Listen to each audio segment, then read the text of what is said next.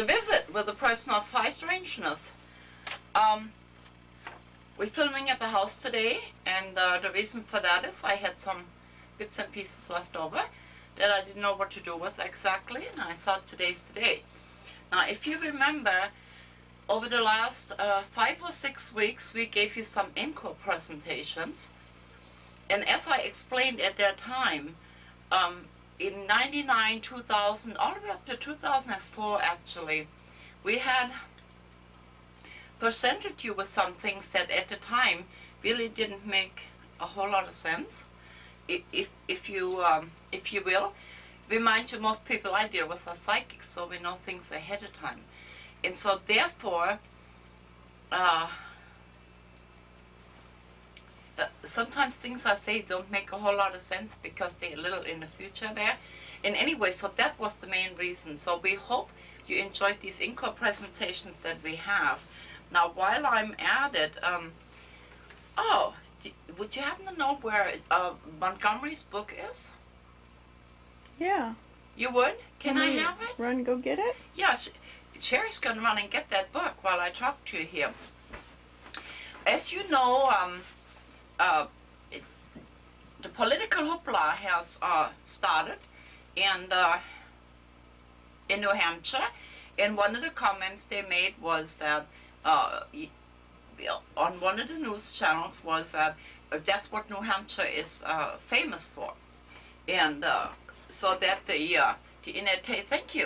entertainment of the political what I want to call it, the political what.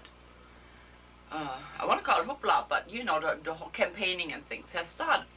And so therefore, I got to thinking about that. Politics should not be hoopla or fun or things like that. And so I thought what I would do real quick, even though we're non-political, I'll give you a hint here. The way the country is, we really need to find the most qualified person. And I presented Dennis Kucinich to you. That was actually his talk from 2004. And at that time, a man named Ron Paul ran under the Libertarian ticket. Well, it's my understanding he is now a Republican. So I'm just going to give you some highlights of what this man believes in. He believes that rights should belong to individuals, not groups. Property should be owned by people and not the government. All voluntary associations should be permissible economically and social. The government's monetary role is to maintain the integrity of the monetary unit and not to participate in fraud. Governments exist to protect liberty, not to redistribute wealth or to grant special privilege. And the lives and actions of people are their own responsibility and not the government's. So to give you a perspective, whether you're Democrat or Republican, there's at least one person that may fit your bill, so please consider that. Okay, we have a new version of Bad Seed, the documentary about the about the engineered foods, and it is now available on Netflix. You can order it from there.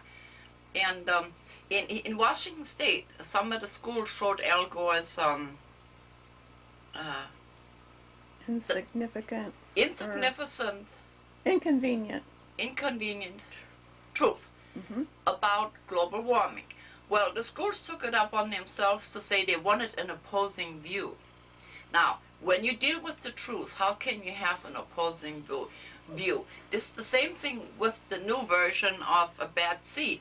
It has no opposing view because it's all factual. And to remind you, we taped 120 hours of interviews in order to do this documentary. And so we added some things that we left out for what you just saw a week or so ago, a couple of weeks ago, under the title of Against the Grain. And so the new version of what you just saw, you can order it from Netflix.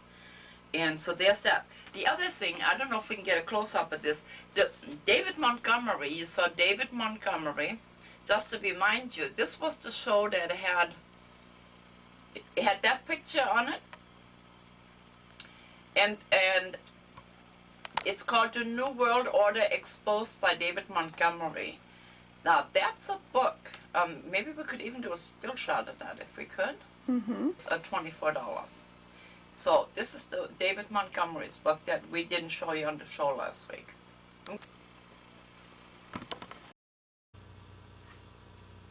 Due to the magic of TV, I'm now somewhere else. And here's the reason why.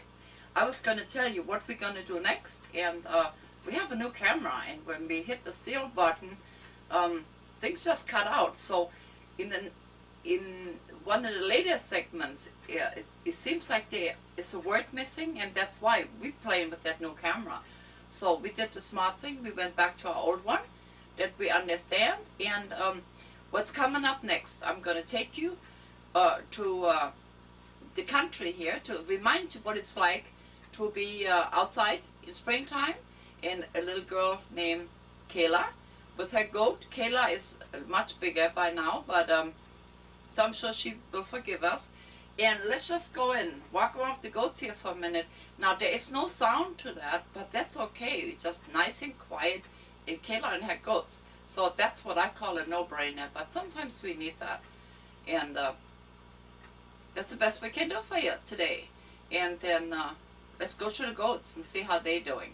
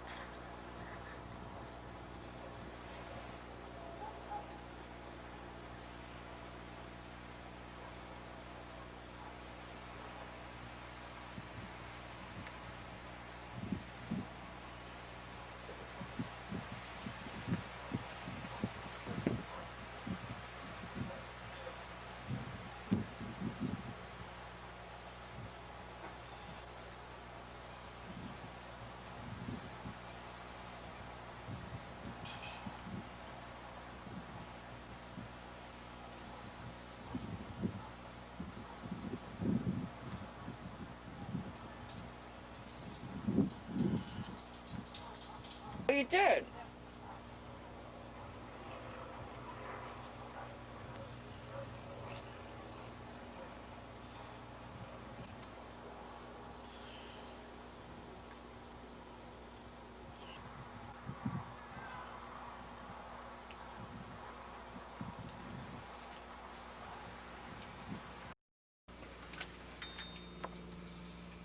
Got to time this thing just right, or we'll go over time.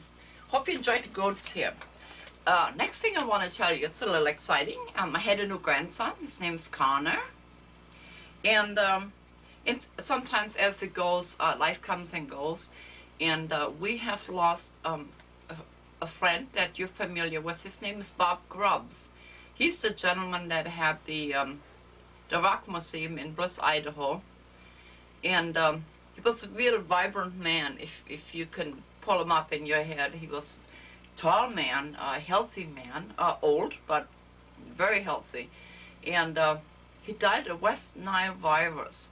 And for many days, this troubled me, how a little mosquito could take down a giant like that. And so in the meantime, we were, of course, we missed Bob. And on our trip, Ebony and I, we wanted to go there, but we didn't have enough time. So kind of regretted not having, taken those extra couple of days. But Bob is no longer with us, so we'll make sure we will work him in on the closings because he was such a delightful type person. I talked to his daughter. He had Indian artifacts and papers that he was in the process of sharing with us, and I had talked to his daughter, and she will try to arrange that for us at a later time. Then, unfortunately, shortly thereafter, his son also died, and I don't know his name. But the reason I'm telling you this, the lady was very upset with her brother because he had promised to help her take care of all these things. And what I ended up telling her was that, and I used my own heart attack as an example, when people are frightened or frustrated, sometimes they have a way of extracting promises from people out of fear.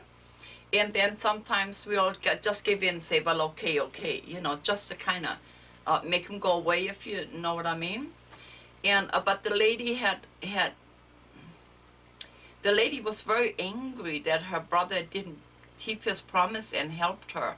And so hopefully we've been able to tell her, and where she knows in her heart, we cannot hold people to promises. We extracted, emotional blackmail type extracted. So if there's anybody out there that has the same issue, please take a look at that, because when we promise something, we really mean it, except sometimes we can follow through because circumstances change or we're not there anymore.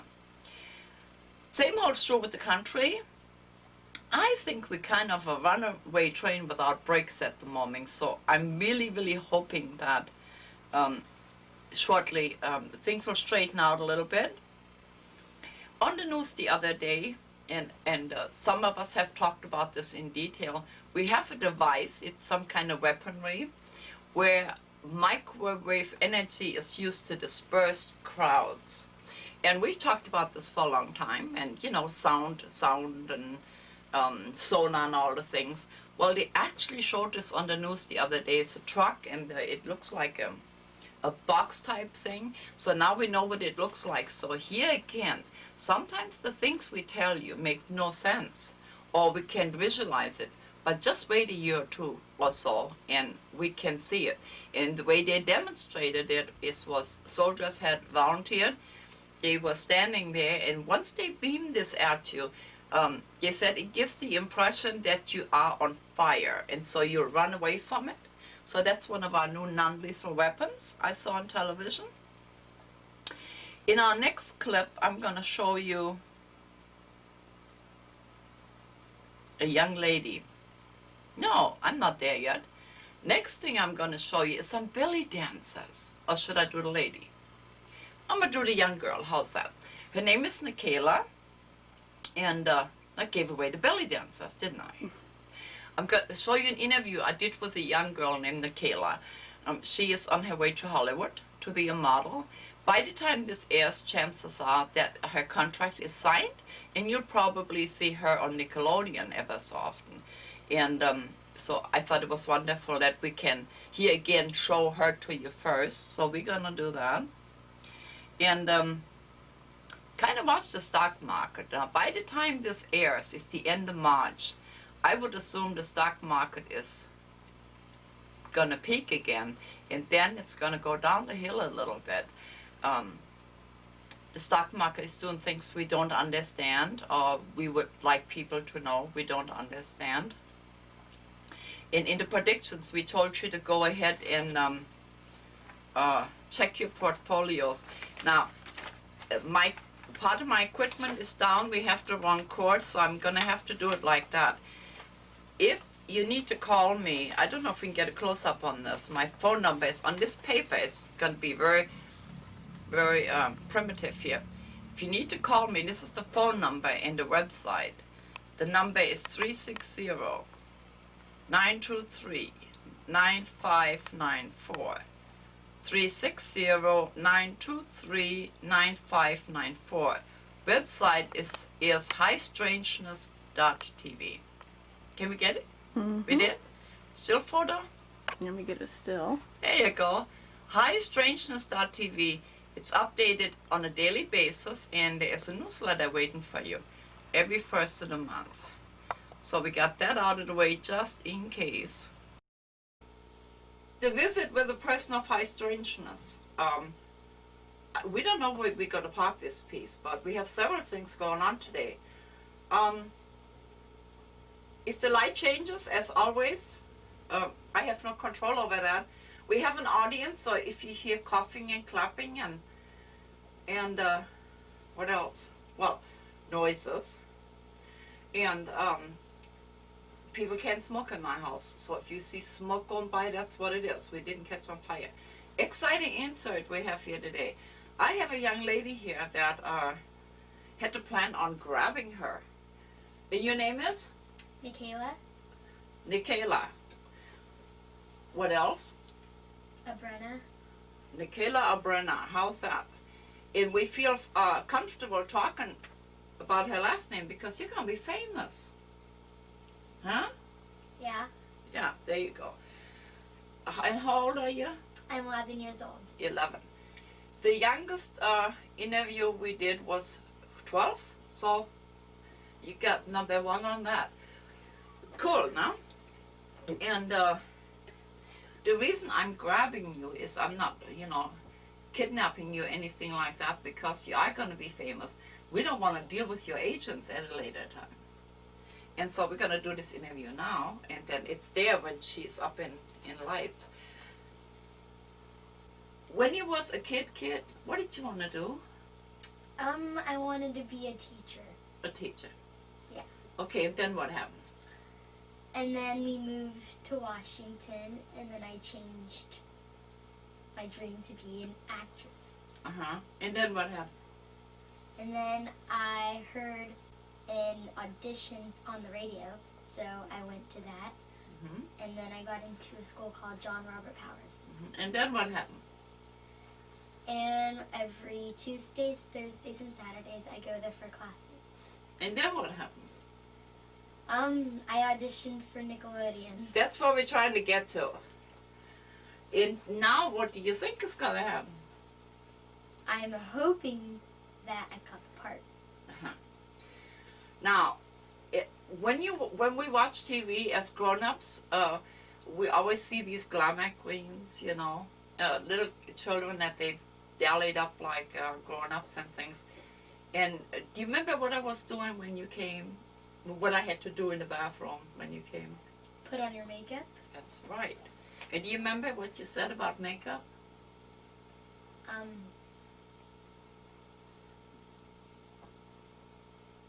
No. No.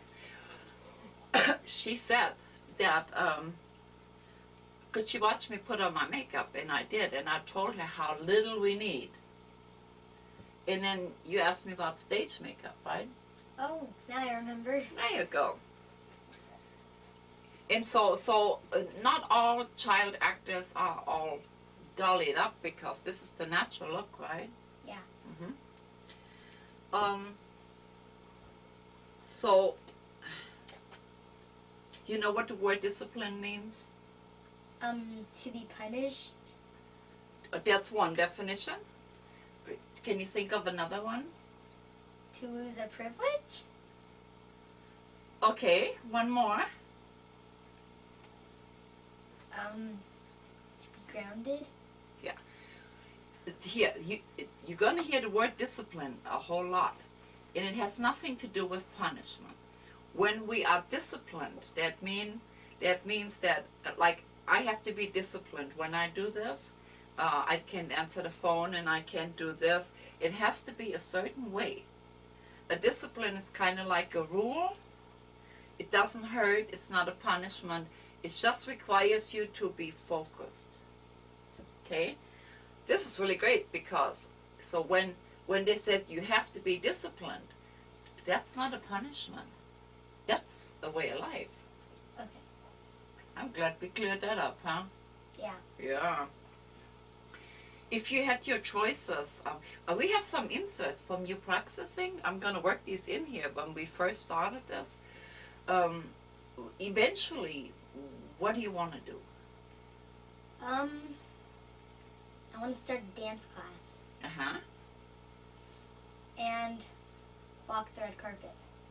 Walk the red carpet. That's what we was practicing for, no? Yeah. Yeah. I know it's hard when you're 11 to know what it is you want to do eventually. And I know your mom real well. She's pretty bossy these days. Yeah. Yeah? Well, she means well, you see.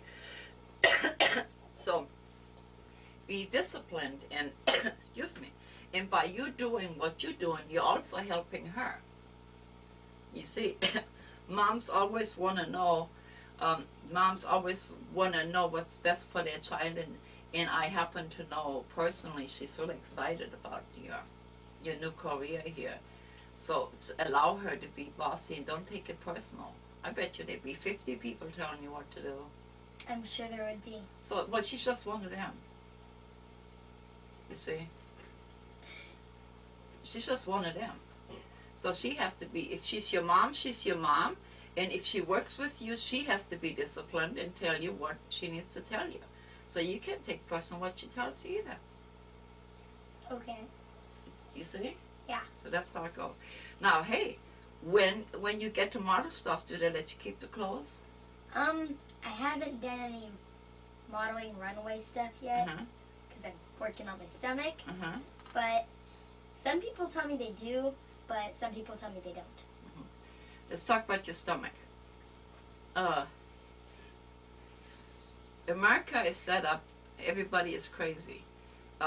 What you eat and what it's good for and how much weight you have, and it's really hard. So, now that you're supposed to stay a certain weight, do you think that's going to be a burden for you? Do you mean hard? Yeah, like, look, I go to dinner with people and they pay an arm and a leg for something, they order something, right? And it looks gorgeous. And then they start eating and they say, oh, well, this has so many calories and this is going to bother my stomach and this is going to do this, and you want to say, get a life. Why did you order it? So when you can only eat what you're supposed to, you can't enjoy your food. True. So do you think that's going to be a real problem for you, having to eat what they tell you? No, not if I exercise. What ethnic background are you? Do you know? What do you mean? Ethnic, that means. I know you Lakota and Filipino, Yeah. right? Okay. Lucky for you, both of these cultures are very in tune. They almost psychic too. They know what to do. And so when you see this thing of ice cream, and it says, you eat it and your mind says stop, what are you doing? you're listening to your stomach instead of your mind. So if you eat one scoop of ice cream and your mind says quit, what are you going to do?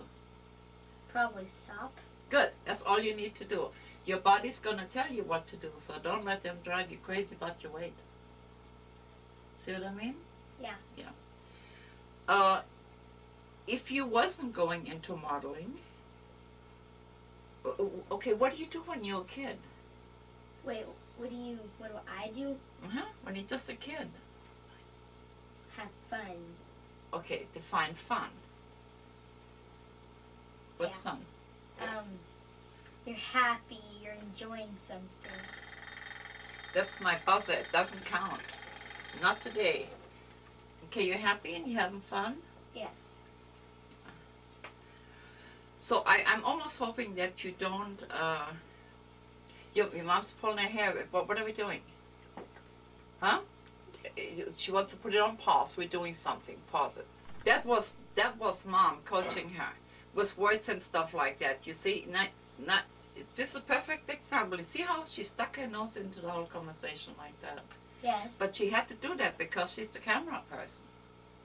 But if she was your mom, I would have said, what are you doing? Right. What do you do for fun? I asked that wrong. What do you do when you're a kid? What is it you like to do? I like to play kickball, sea-doo, horseback riding, singing, dancing, Wow. etc. And you're good in school? Yes. Okay, well that's good. So where am I going? We wanted to talk about how do you feel about being thrown into this modeling thing? Do you like it? You gonna stay with it, or? I do like it, and yes, I'm going to stay with it. Mm-hmm. So, what should I ask? Maybe I should ask your mom here. Hey, Mom. Yes. What are the pitfalls of parents throwing kids into a situation they don't want to be in? The pitfalls of that is if the kid doesn't want to do it and it's more for you, then you shouldn't push the kid because they're not going to do the best that they can. You're wasting your money, you're wasting your time, and you're just making a worse relationship with your child because you're fighting about something you want to do opposed to something they enjoy doing. She said that. You heard that? Yes. Yeah. So, in my opinion, she's not pushing you because she wants to be a model. See? So that's really good. I support her. Let me get back to you again here for a minute. And you talked about money there. It's a lot of expenses for the parent involved, isn't it? $8,000 for her school, and she got lucky, and you have to audition. Not only do you have to have the money, but you got to audition. It's a special school, John Robert Powers. It's like the Juilliard of Art School, and it costs $8,000 because she got career level, which is the highest level of the school. You normally get that after 3 years of going, but she did an audition, and she blew them away. That's why today on the camera, she's a little shy, but not at school. Yeah, but she's not on runway either. We just sitting in my thing here. That's because she loves you so much. She doesn't want to mess this up for you, see? But she is going to tell the truth. Because, oh, yeah, right? she'll tell the truth. She never has a problem with that one, trust me. What a sweetie here, yeah. But, you know, it's really exciting to talk to young people because young people, old people, we all look at the world different. So, if you was in charge of the world, what would you do? There'd probably be no war.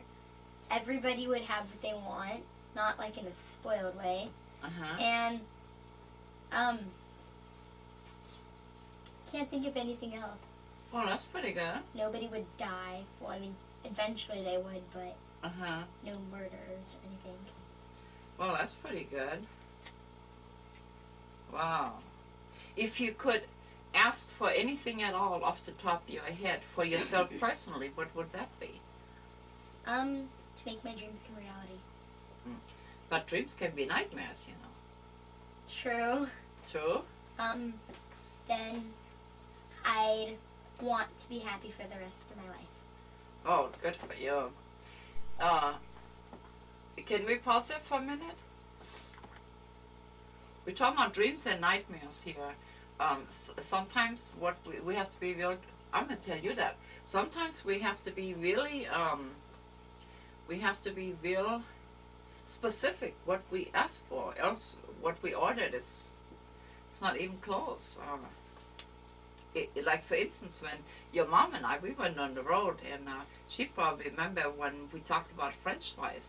One of the first things I asked, do you put cheese on it? And most people said, no, why would we? Well, in some places you ask for French fries and they put cheese on it.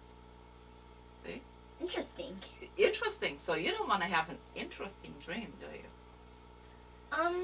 Well, it depends if it's an exciting interesting or if it's a bad interesting. That's a good one. You have a picture cell phone. Somebody does. Yes. I saw some pictures of you where you went gothic. You want to talk about that? It wasn't gothic. I was making scary faces. Oh, I thought it was gothic. It was wonderful. Huh? No, I was just practicing. But it was wonderful. Thank you. Yeah, it was just wonderful. Because I know one of the things that they do with young people, they put them in movie roles where they have to be very expressive. So you did real good. Thank you. Yeah. You live a long ways from here? Seattle. 1 hour with traffic. With your mother driving? Uh-huh. Yeah. I have to go to Seattle tomorrow. It's going to take me 4. Because I've gone the back roads. Did I leave out anything? No. Not that I think. Okay, so when you become famous, which you will, make sure when you talk to your agent and you get your contract, you put a clause in your contract that you can always come and do an interview with me, so we don't have to ask them. I will do so. Cool. It's a lot of burden for an 11-year-old. Am I right? But Mom? you're worth it. She knows of you as a wise woman. You've never steered her wrong with anything. Your advice has been always good. So she even said that she didn't care what the agent said. She was always going to come to you for help or interviews. But there are real legal loopholes to those contracts. Well, anyway, I didn't forget anything, you think? No. Yeah. We're going to show you some in the very, very beginning when we start rehearsing. We're going to show you a couple of clips and some pictures. And it was wonderful that you came, so you can come see us again, huh? Yes. Thank you. All right. Thank you, sweetie. That was a good interview. Thank you, Mom. No. Wasn't she a delightful young lady? She's going to be famous, and then we're going to say, oh, well, we knew about that. I'm going to shift gears for a minute. I haven't been feeling well for quite some time, and I made reference to that the last time I talked to you actually on the show. And at this point, at the time of this taping is, what is it? The end of January. I still don't know which way this whole thing is going to go.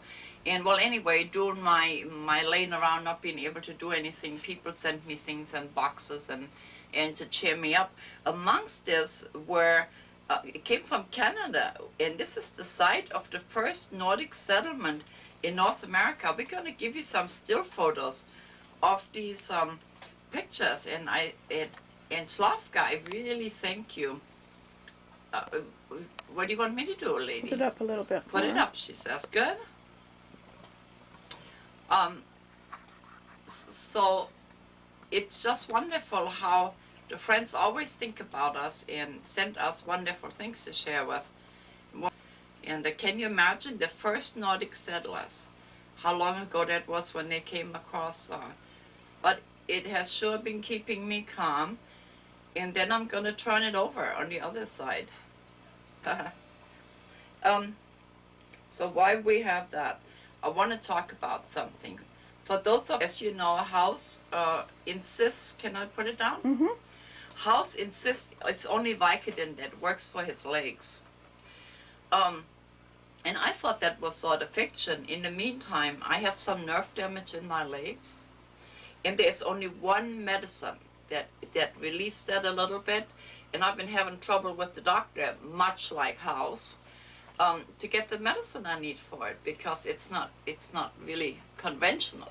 And that was one of the reasons I ended up with this pendant, because everybody that I know, they're trying to help me relieve the pain in my legs here. And so I would almost think that I associate with House trying to ease the pain in his leg. And do you have anything to add to anything, Miss Sherry? Not today. Not today? Okay, well, you know what? We're going to take you to some belly dancers. I don't know how I am for time. We're going to take you to some belly dancers in Tacoma, Washington. Ebony and I filmed that last year because we just want you to relax a little bit and enjoy. And some of the lady viewers really did enjoy the belly dancers a few years ago. And to remind you, belly dancing was designed for women to share. And so it's just wonderful. And my friend had hired belly dancers for her birthday, and so we all got to enjoy them. And I thought I'd share them with you. So that's the end of that. So I see you after a while, okay?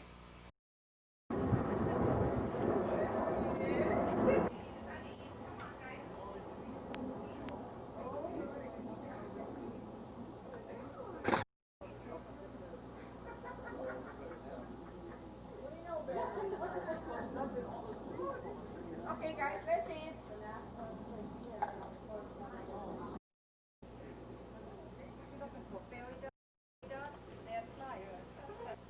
We are at Miss Smitha's birthday party. But I did want to tell you, give you a little bit of an opening, how we open our shows. Music of the early camel herders in the desert. The Arab conquest of North Africa and the assimilation of the savage Berber tribes brought in the polyrhythmic drumming that you'll hear, wild polyrhythmic drumming. The Oriental influence stems from the transmigration of cultures when the great caravans went into India and went into China.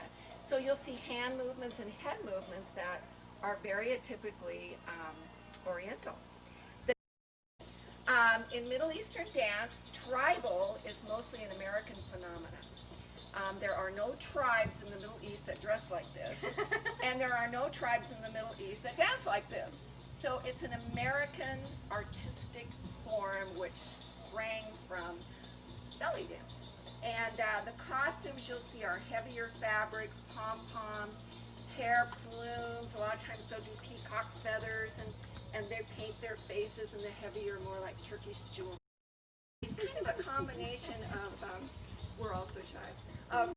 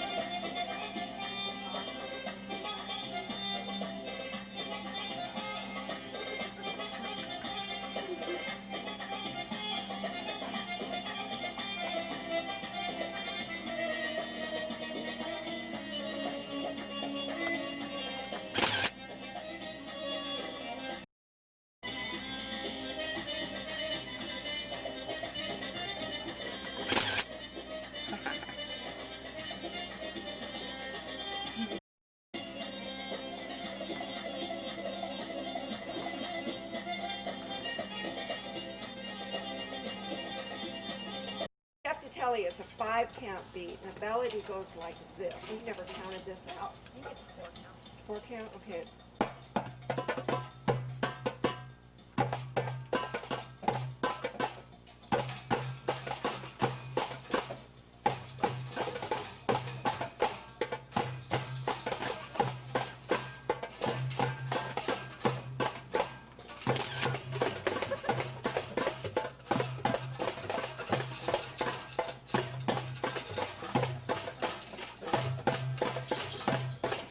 I'm getting it now. And then, of course, you can chant as Ronnie is showing you the chant differently. Now, that is a very common American male chant.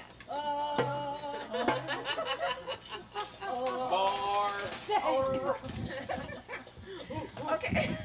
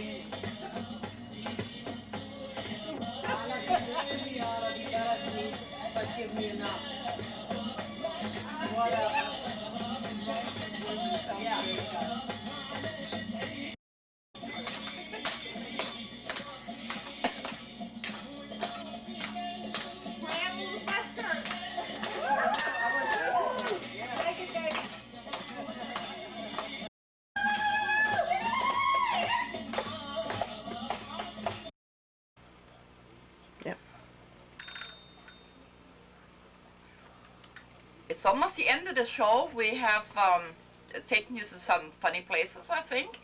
And now what I need to tell you, next week starts a 14-week trip again. It's called Roadrunner, and it's 14 episodes.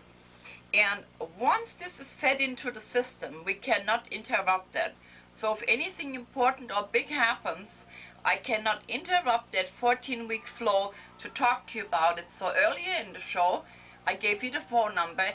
If you want to know something, if you want to discuss something, go to the website, strangeness.tv, and discuss it with me. Like I said, we turn these shows in long in advance, and we cannot disrupt that flow. So the next time I'll talk to you like this is going to be on the 1st of July. And we're just going to go to California with a woman named Tina. And here again, no brainers. We met wonderful people. And hopefully by the 1st of July, the country is in a different state of mind, and things will improve a little bit. And check out the newsletters. And thank you for sticking with us today.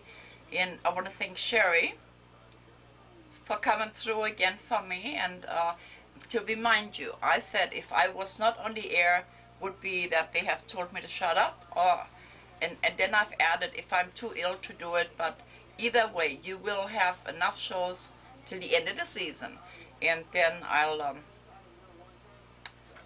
see you then. How's that? Thank you.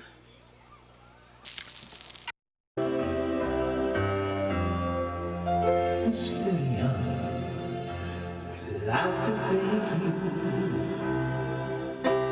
for all the fun you took us here. Take us down, and it's just because you really care where our journey goes. All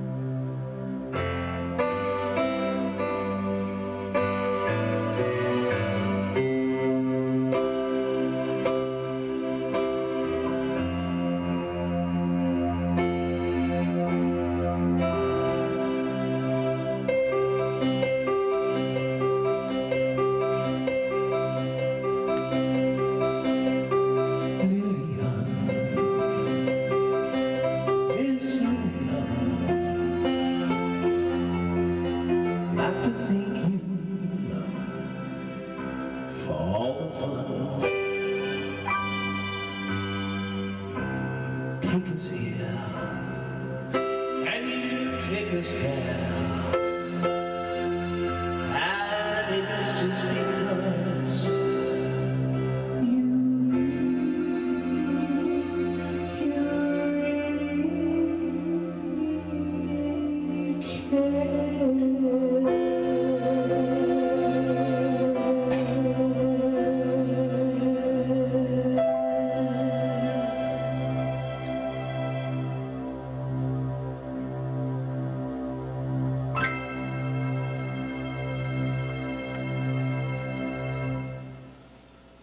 Yeah.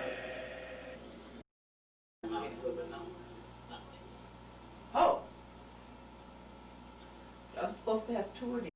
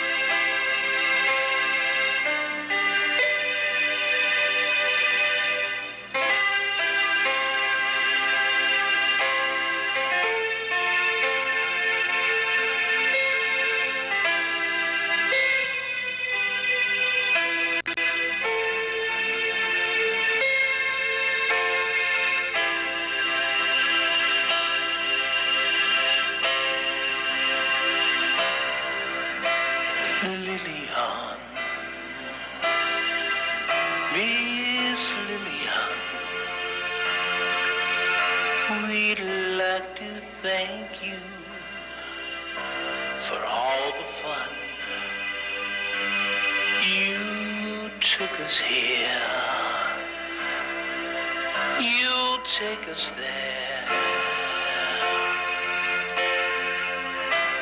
It is just because you really care. Where our journey goes on it begins.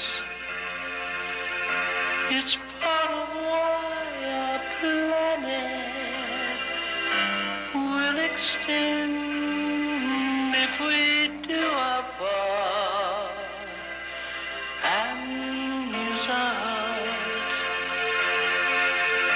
We'll fill our mission we've had from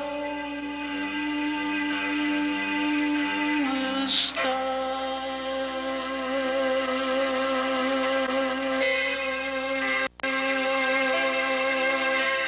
Lilian, Miss Lilian, we'd like to thank you for all the fun you took us here, and you'll take us there.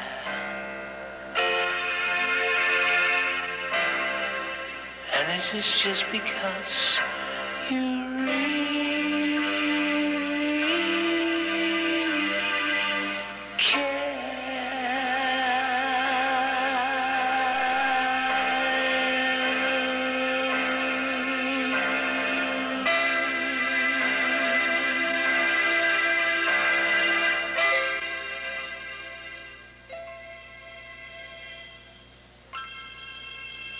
So I'd like for you to know, so